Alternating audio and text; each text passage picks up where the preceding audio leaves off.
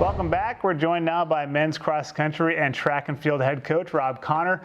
Rob, you're in your 28th year here at UP. When you first started, did you ever think you'd be here for this long? I honestly didn't, but when you come in and you have fun every day, it makes it easy to pass the time. And to be honest, in our sport, you know, things are measured on a daily basis. How many miles did you run? On a weekly basis, how many miles did you get?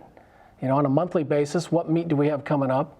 On a seasonal basis, on a yearly basis, and then it just goes and goes and goes. We're training 50 out of the 52 weeks in a year, and there's really no time to come up for breath and analyze. Oh, I've been here a long time. You know, when I first got here, we were competing against Bill Dillinger at Oregon, Dave Murray at Arizona, Bob Larson at UCLA, John Chaplin at Washington State.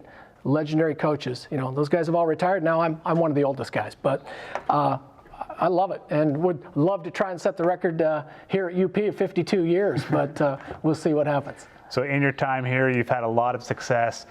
17 NCAA cross-country championship appearances. That includes 6 top 10 finishes. You've won 22 West Coast Conference titles, and you've coached dozens of cross-country and track All-Americans. First, tell me how you've been able to accomplish all that. Second, how you've been able to sustain that level of success.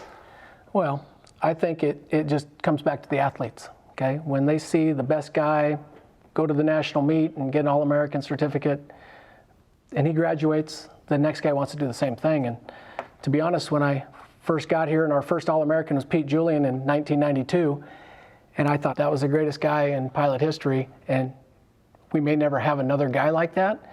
And to follow him up with this long list of, every year there's been a number one man on the team, and every year that guy's been a national level runner. So it's the culture of our program. Everybody nationally knows if you want to work hard, you come to the University of Portland. And to be honest, it starts with the guys. It really has not much to do with me. You know, you have a guy like Pete Julian, Scott Fauble, pushing the guys, it runs itself. Speaking of the guys, we reached out on social media for some questions, and we got some pretty good ones, and you might recognize some of the names. From Stephen Kirsch, do you ever want the program to not be viewed as the underdog, or is that the mentality you want your team to always have? I always love the underdog mentality. However, you know, our goal here is to win a national championship, and if you're going to win a national championship, you're probably not going to be the underdog. So I like it, but at the same time, we got to grow out of that at some point. This one comes from Dave Devine. The VW bus parked in front of your house is a time machine. You can take 7 guys from any year in a bid to win nationals. Who's in the van, and do we need to upgrade to the pilot bus? I'll take the pilot bus, but you're going to start with Pete Julian. He's my captain, okay, right now. Then we got to go to our greatest of all time, David Kinsella. Then we go to our heart and soul of our program's history, Scott Fauble. You go to the most talented runner we've ever had, Alfred Kipchumba. Then you go to the most reliable guy we've ever had, Uli Steidl. Then you go to the most tenacious, fiercest competitor we've ever had, Joe Driscoll. And then you got the guy with the most confidence we've ever had, Reed Buchanan. That's 7 guys right there. We would win a national title, guaranteed, with those 7 in the van.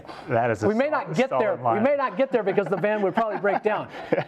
Can you even get that thing started? That thing has been sold, unfortunately. Nuts.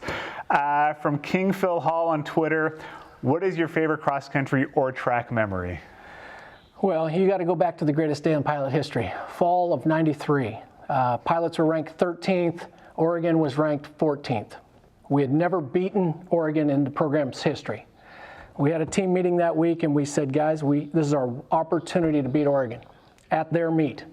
And that day we were led by Pete Julian and Ian Soloff, and we put 5 guys in front of Oregon's number 1 man. They had an Olympian on their team, Carl Keska. He ran in the 2000 Olympics, but we put 5 in front of their guy, and Bill Dillinger came up to me after that meet and said, congratulations, you've got a great team.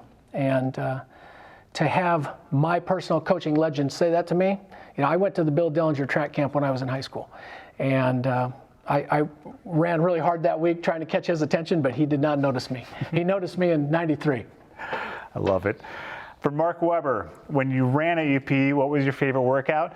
And now that you're a coach, what's your favorite workout? Ooh, good question.